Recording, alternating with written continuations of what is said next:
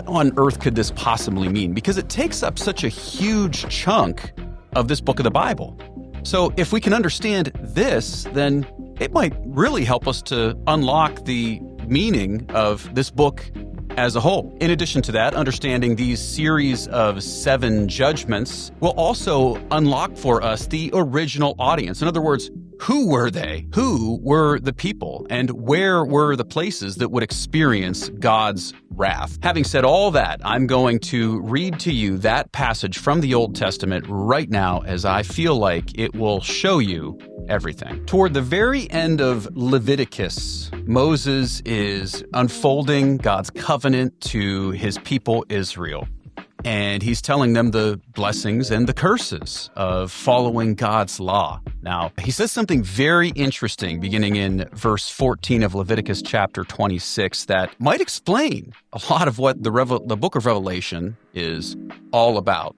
There he says, "But if you will not listen to me and carry out all these commands, and if you reject my decrees and abhor my laws, then I will do this to you. I will punish you for your sins 7-fold, or 7 times over. If you remain hostile toward me and refuse to listen to me, I will multiply your afflictions," here he says it again, 7 times over as your sins deserve. "I will send wild animals against you, and they will rob you of your children, destroy your cattle, and make you so few in number that your roads will be deserted." Yikes.